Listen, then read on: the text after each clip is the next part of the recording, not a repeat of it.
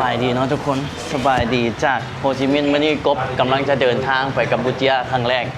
I will go to Cambodia first time แล้วก็เจออันนี้มอ China Chinese yeah Chinese but you look like Japanese no Japanese เจอหมอนี่อยู่โฮสเทลแล้วก็กบกำลังสิไปอันนั้นเดี๋ยวขึ้นรถก่อนเนาะ Hello This one?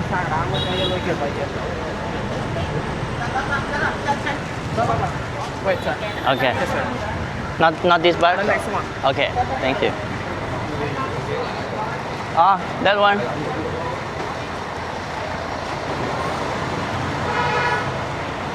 โอ้บอแมนคันนั้นทุกคนก็บ่เคยไปกัมพูชาจักเทื่อเนาะได้มาแล้วกะกำลังสิไป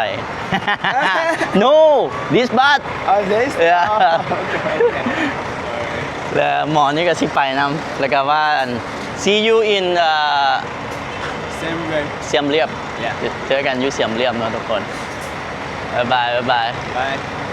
นี่คันนี้วันนี้ก็ตื่นเต้นเลยทุกคนกัมพูชานี่นะเราบ่เคยไปจ้าเถื่อก็อยากไปเนาะทุกคนเพราะว่าอยากไปให้ครบอาเซียนมันยังมีโอกาสก็สิไป Be careful, right? โอเค be careful หมอนี่ก็ว่าคิดว่าเป็นทุกคนที่ล้มกันกับ Google Translate อย่างเดียวเลยครบชื่อไปนี่ก็ซื้อปี47 ดอลลาร์นะทุกคนเมื่อนั้นมาเบิ่งแต่ว่าสิกลับลาวแต่ว่าเอาซื้อปีไปกัมพูชาทุกคนขี่รถไปกะ5 โมงแรงออกจากนี้ไปฮอดพุ่นกะเสียมเรียบจะกายพนมเปญไปเนาะทุกคนเสียมเรียบนี่ก็เป็นเมืองที่ว่ามีอังกอร์วัดทุกคนบ๊ายบายมีเป็นเมืองที่มีอังกอร์วัดเขาก็เลยสิไปอย่าไปเห็นอังกอร์วัดเนาะตื่นเต้นเลยตอนนี้เอาสิได้ไปประเทศที่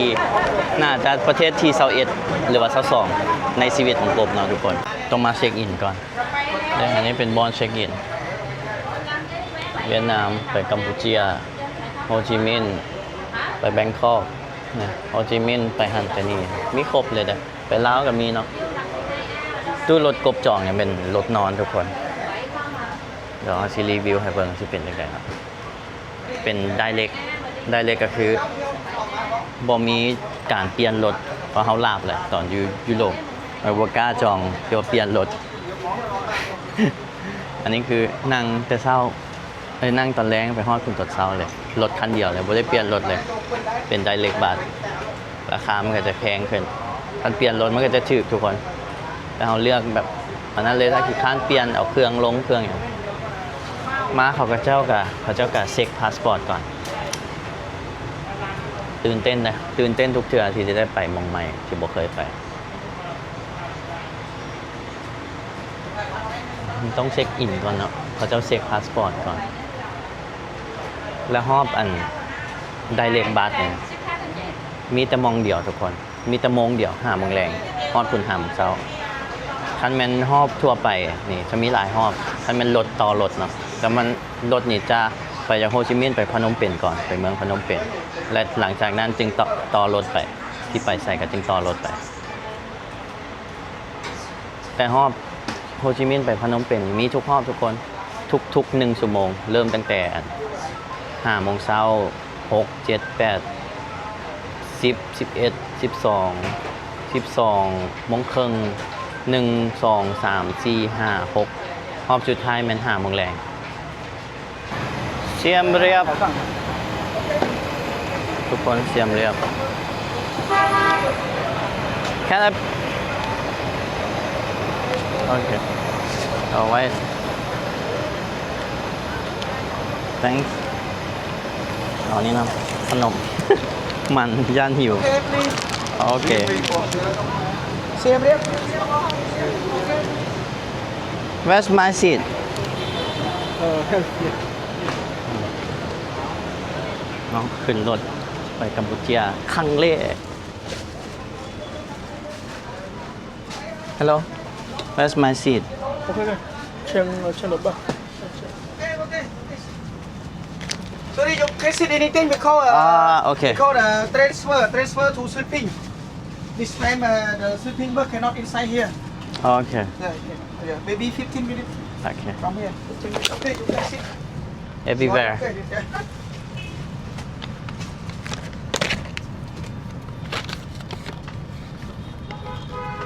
Okay, okay, please, sir. เอากระเป๋าขึ้นมาก็ได้ Because transfer to sleeping bus. Okay. อันนี้มัน cannot sleeping. มันรถ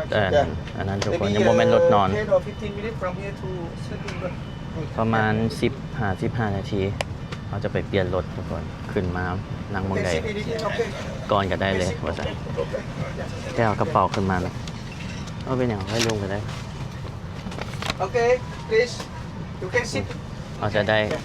อันนี้มา Transfer to sleeping. อันนี้มันนั่นกระเป๋ามองไว้กระเป๋าครับ You can sit. อันนี้เป็นปีรถทุกคน Okay. 15B. รถสิออก5โมงทุกคน ตอนนี้5โมง14ทุกคน ยังบ่ออกแต่อีกเบาะได้เลยเดี๋ยวโอเคได้นี่นั่งกว้างดี มีจอนี้ให้เนาะอันนี้น่าจะเป็นรถนั่งทุกคนว่าแม่นรถนอนเนาะน่าจะเป็น VIP นั่งมีวงไฟกระเป๋าอยู่เทิงเป็นการรีวิวรถเนาะอันนี้เป็นรถกัมพูเชียทุกคน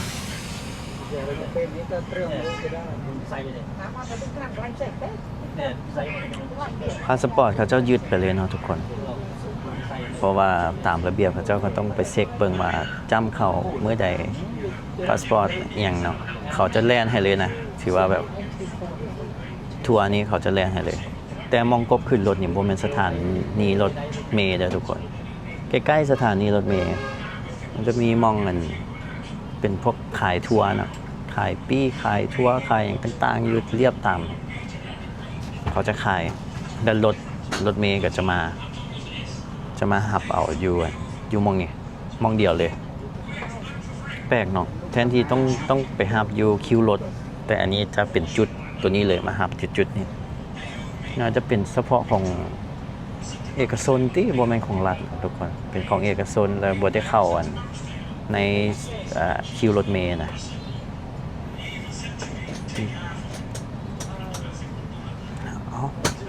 ถ้าไปเบิ่งรถคันที่2เปลี่ยนรถสิเป็นจังได๋ทุกคนเด้อันนี้ก็นี่เป็น Viet Airbus นี่ภาษาเขมรภาษาอังกฤษสัมพันธ์ได้บ่อ้าวมีนี่เนาะ USB สะเบาทุกคนนี่ก็ไว้จอกโอเคเลยเด้เอาขอเปลี่ยน Con cho xem riết đúng không? Đấy, xem riết đấy. Xem riết. Sao cho chạy, sao đây. Đây cho nó bán phải check cho nhau. Ok rồi. You move.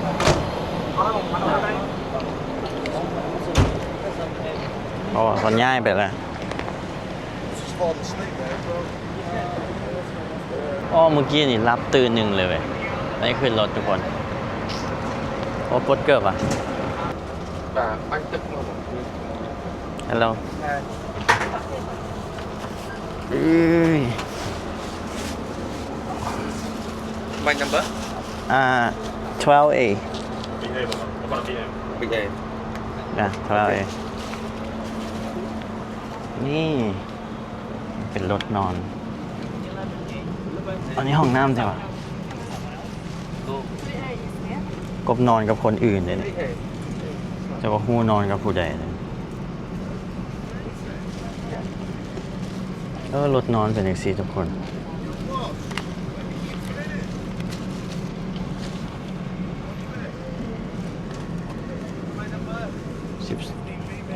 12A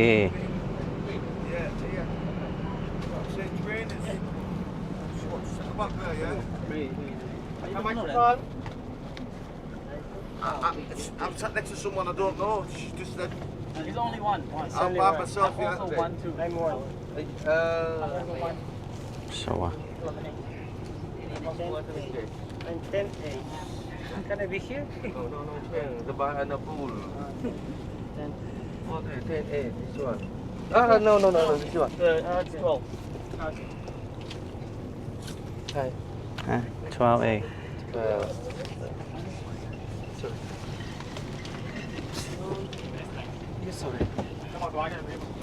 Oh, I'm with you. Oh, okay. I'm okay.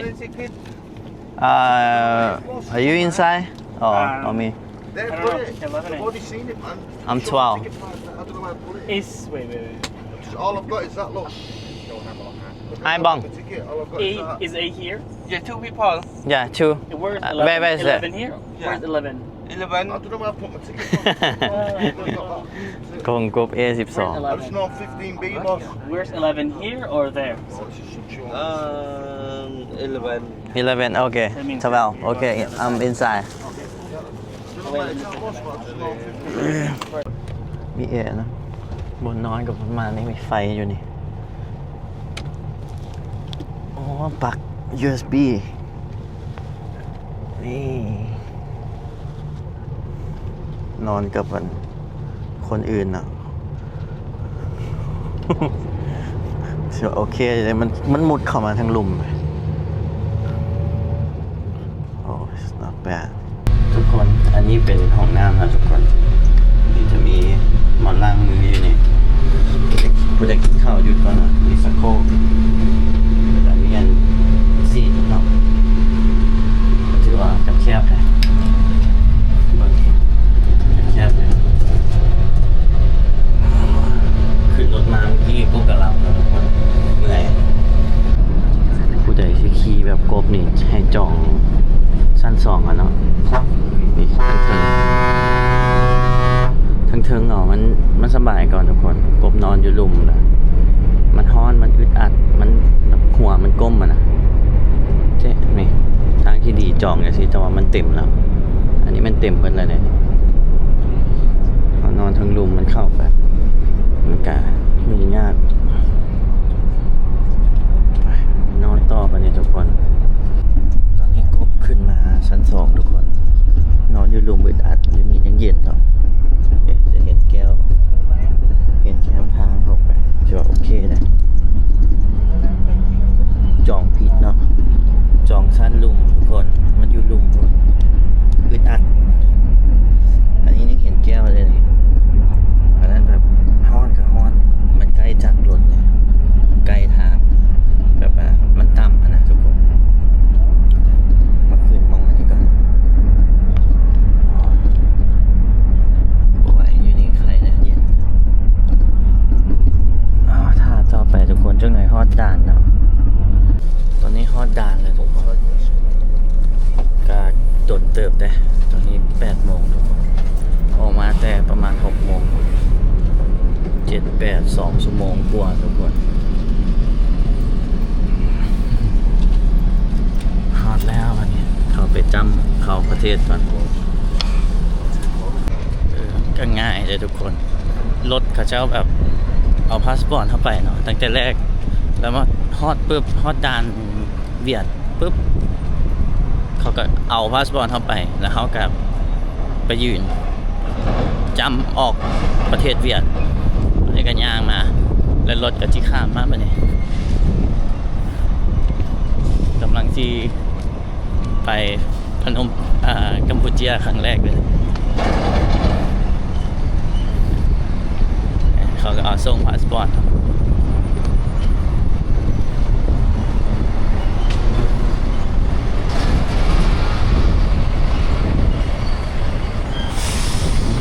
ขึ้นรถต่อทุกคนไปอีก4 ชั่วโมงฮอดพนมเปญแล้วก็น่าจะพักดิเขากับโบฮู้คือกันนะเขาก็จะพักกินข้าวเลยเว้ยนี่ทุกคนตอนนี้ก็เมื่อกี้ย่างขึ้นรถมาแล้วก็ขึ้นรถปุ๊บลงรถต่อฮอดด่านกัมพูชาแล้วก็เขียนนี่แบบฟอร์มเข้าประเทศเขาจะก็ถามเนาะว่าถามพี่ยนต์ไปกลับมาเมื่อใดพักอยู่ใส่กลับตั้งไหนเอียงเอาก็ตอบข้อมูลให้แล้วก็เรียบร้อยทุกคนอันนี้บรรยากาศเนาะกัมพูชาครั้งแรกพวกเราแวกนี่น่าจะเป็นแบบดิวตี้ฟรีนะทุกคนด่านเด้แล้วก็จะมีคาสิโนอย่างคิดว่าเด้ตึกเนี่ยหิวข้าวเลยเมื่อยเนาะ กบหันอยู่ทั้งข้างจักรเลยทุกคนทั้งข้างจักรรถนอนอยู่นะกบนอนเข้าไปทางในเลยเลิกๆมันฮ้อนบัดนี้โคตรฮ้อนเลย จักรมันอยู่หลังเนาะฝั่งขวาบัดนี้เฮากับไปอยู่ใกล้ๆจักรแอร์ถือกะเหือออกทุกคนโอ้ยทุกคนเขาจะเข้ามาแล้วเนาะเขาจะแวะหาคนอีกนั่งเทิงบ่ได้แล้วเดินลงมาลุมทุกคนนี่จักรมันอยู่นี่ฮ้อนขนาดแอร์ก็มีอยู่แต่ว่ามันฮ้อนเนาะนอนเบียดกันกับคนฟิลิปปินส์ก็ลมกัน I don't think they're like boarding some passenger. เมื่อกี้นี่กินกุจีบันเต้ทุกคนโอ้ฮ้อนขนาดไม่ไหวขึ้นมาอยู่เทิงก่อนดีแต่ว่ามองกลมอยู่ทั้งลุมดีแต่ว่าบ่มีผู้ใดขึ้นมาไปอีก3 ชั่วโมงฮอดพนมเปญทุกคนตอนนี้9 โมงเกือบครึ่งแล้วทุกคนตอนนี้12 โมงครึ่งฮอดพนมเปญแล้วทุกคนรถกาจอดเนาะเอาเสียงดังมาได้ก็จอดนอนทุกคนก็เปิดขึ้นมาอยู่ถึงนอนมาตั้งแต่ตัวมองเขาจะหับคนนะดีแต่ว่าอันนี้มันวางแต่บอกว่ามีคนขึ้นมาเลยบอกคันวางเลยก็โอเคเขาก็โชคดีเขานอนอยู่ถึงไปบางคนก็เจ้าก็ลงเนี่ยทุกคนเนี่ยคือผู้นี้เราก็ลงรถคนเครื่องลงบางคนก็มาฮอดแต่พนมเปญนะทุกคนอันนี้คือซีเมนสายเป็นคิวรถของอันนี้ของขนส่งตัวนี้สีส้มทุกคนมันบ่แม่นคิวรถแบบอันของรัฐบาลนะก็ว่าน่าจะเป็นแบบนั้นอันเอกชนทุกคนเป็นบริษัทเนาะ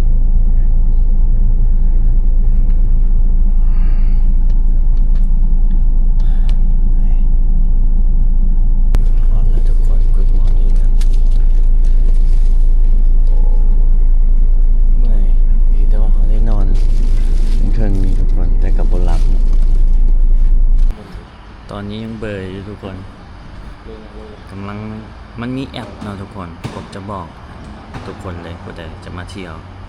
จะมี2 แอปมีทาดาเป็นเหลืองๆ TADA อันนี้แอปเอิ้นรถทุกคนตุกๆก็สิเอิ้นรถก่อนไปโฮสเทลทุกคนก็เช็คอินบ่ได้เท่าตอนนี้6 โมงเช้าเหนื่อยนอนบ่หลับเนาะทุกคนเอิ้นรถไปก่อนแบบตื่นเต้นเนาะ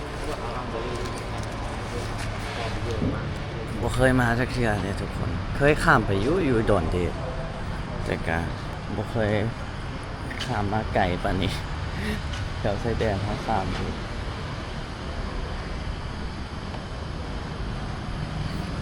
ใช่ละตุกๆรถละ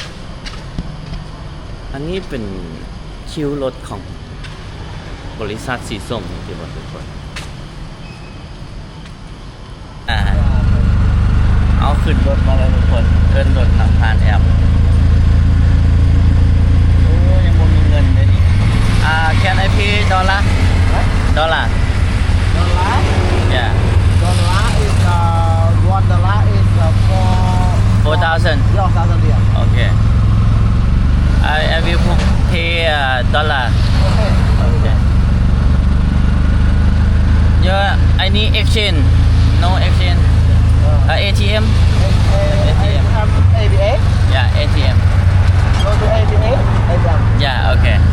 ไป ATM กดเงินก่อนทุกคนจนลืมว่าประเทศแรกเนาะแต่ว่ามากัมพูชานี่ก็จ่ายเป็นดอลลาร์ได้ทุกคน$1เท่ากับ 4,000 เหรียญ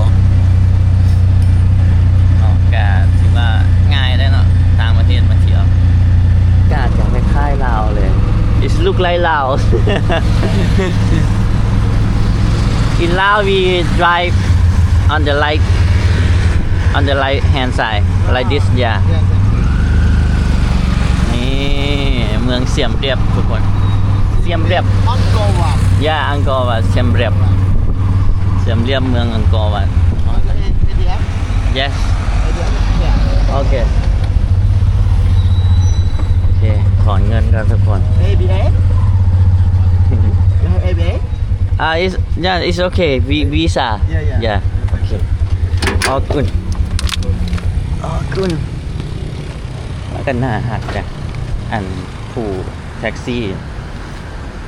กดก่อนทุกคนกดเงินแล้วทุกคนเมื่อกี้นี่กดไป500,000 เรียวมันตัดเงินไป132นี่132 ดอลลาร์ทุกคนจะไล่เป็น3 ล้านกีบซะ2 ล้าน9แสนบาท115 ยูโรเขาก็บอกงูว่าค่าคอมชีพอยู่นี่เป็นจังได๋เนาะมื้อเท่าใดทุกคนกบก็กดประมาณนี้ติดกระเป๋าไว้ติดตัวบรรยากาศคล้ายๆลาวไทยนะคล้ายๆกันเลย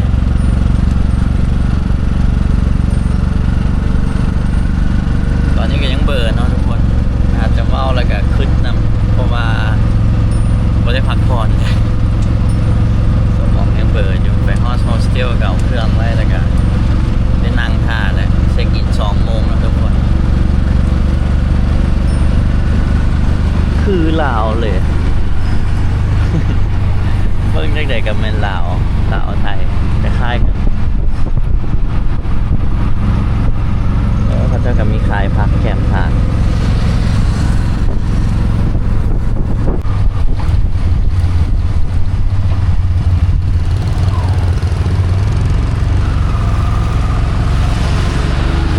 บ้านเมืองเขาเจ้าก็สะอาดดีเด้ทุกคน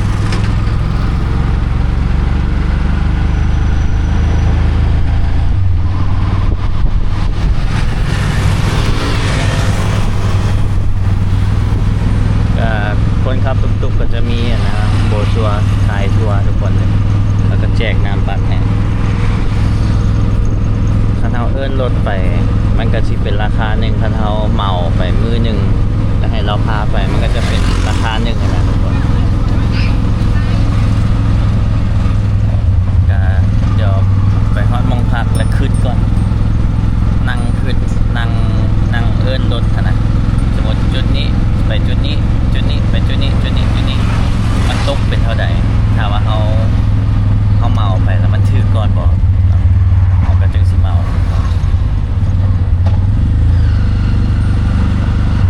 โอ้ยร้อยไปจ่ายเป็นดอลลาร์นะทุกคนจ่าย2 ดอลลาร์โอเคขอบคุณ ขอบคุณ ขอบใจ ขอบใจ ขอบใจมาก ลาวขอบใจหลาย ขอบใจหลาย ๆอย่าลาว ๆขอบใจหลายๆ in WhatsApp and WhatsApp I don't โอเค What's up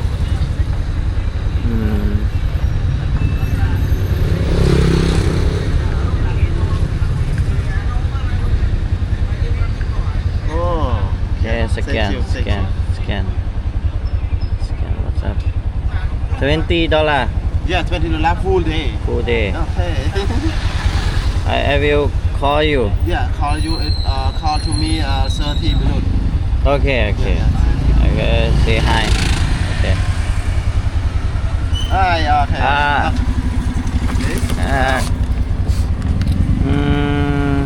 wait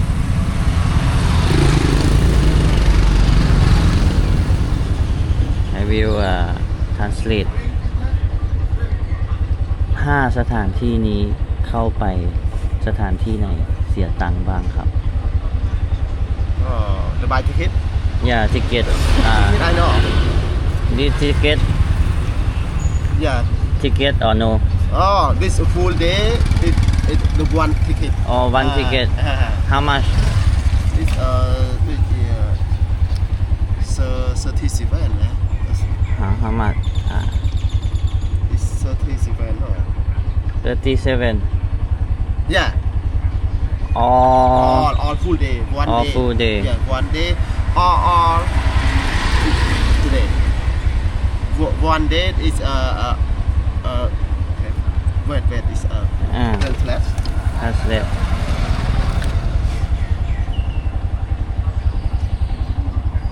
សម្រាប់ក្នុងមួយថ្ងៃ37អ្នកទៅប្រាសាទនៅក្នុងតំបន់អង្គរបានទាំងអស់ No okay សម្រាប់សម្បត្តិមួយគឺអ្នកទស្សនាបានតំបន់ប្រាសាទ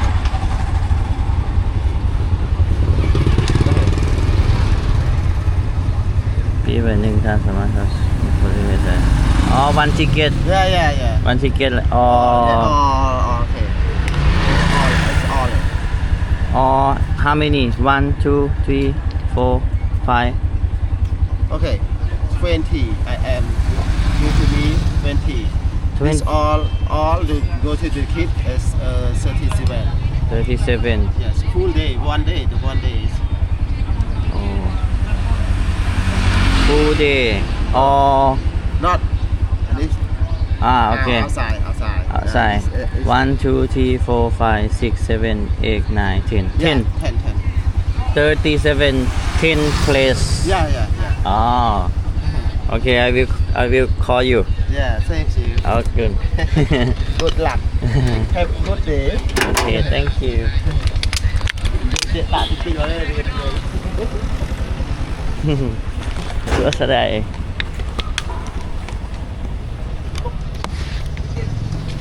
โอเคคนกันยิ้มแย้มแจ่มใสดีเลยทุกคนก็มีขายทั่วเนาะก็เดี๋ยวเฮาไปขึ้นไล่เบิ่งก่อนว่าจังใดโอ้ทุกคนมองผักนี่คักเลยโคตรหรูหราเลยคนใหญ่เคาน์เตอร์อยู่หั่นมีฟ้าลอยน้ำมีอีหยังแบบคักเว้ยแล้วราคาเท่าใดเฮาสิบอกคลิปต่อไปทุกคนคลิปนี้ก็ถือว่าเป็นการเดินทางมากัมพูชาครั้งแรกทุกคนนั่งรถมาจากโฮจิมินห์ตั้งแต่ 5 โมงแรงเนาะมาฮอดนี่ 5 โมงครึ่ง 6 โมงทุกคน 13 ชั่วโมงแล้วก็เสือบรับแต่ตอนหัวแรงเนาะโคตรเมื่อยตอนนี้ยังเบอร์แฮงทุกคนเมื่อยเนาะเมื่อยอีหลีเลยพยายามนอนอยู่แต่มันปวดตัวมันบ่หลับนะทุกคนแต่ว่าเส้นทางมามันก็โอเคเนาะก็พักแต่มองเดียวจุดอยู่พนมเปญแล้วก็พักฮอดนั้น12 โมงครึ่ง2 โมงแล้วก็1 โมงรถออกต่อแล้วก็ตรงไปเลยคือว่าเป็นประสบการณ์ครั้งหนึ่งในชีวิตผู้ใดมากับจองผู้ใดสิมาเที่ยวนะมาจากโฮจิมินห์ให้กบแนะนำนั่งสันเถิงรถนอนนะมันจึงโอเคทุกคนมันจึงบ่เมื่อยเนาะคือกบนี่นั่งสันลุมหันมันนี่มันแอร์ทุกคนแอร์มันเข้าบ่ถึงอากาศบ่ปลอดโปร่งคันนั่งถึงสวัสดิ์เสวยแล้วบ่ได้ก้มหัวลงไปต่ำอีหยังอีกมันโอเคตอนนี้เบอร์แห้งทุกคนก็ถือว่าประสบการณ์เนาะก็แล้วค่าปีมาลูกโดนค่าปีมานี่มัน$47ทุกคนกับแพงอยู่ได้แต่ถ้าเทียบกับปียนต์อันนี้ก็ถือกว่าปียนต์กบก็เลยเลือกมาบ๊ายบายทุกคนเจอกันใหม่คลิปหน้าครับแล้วก็มานี่ก็สะดวกสบายนะมีแอปตุกๆทุกคนเอิ้นตุกๆสิไปหั่นไปนี่เอิ้นตุกๆก็ถือว่าโอเคครับดีแล้วคนก็เฟรนลี่นะคนก็คืออยู่ลาวแหละคืออยู่ลาวอยู่ไทยคนก็ยิ้มแย้มเนาะกวนเบิ่งกันคนมาส่งเขาแล้วก็นบแล้วแบบขอบใจแล้วแบบเนาะคือกันเลยต่างแต่ภาษาซื่อๆบ๊ายบายทุกคนเจอกันใหม่คลิปหน้าบ๊ายบายบ่ไหวครับต้องนั่งท่าเช็คอินฮอด2 โมงกว่าเลยนี่ตอนนี้หาก็7 โมงอย่างทุกคนบ๊ายบายเจอกันใหม่คลิปหน้าทุกคนโอ้บ่ไหวอยากนอน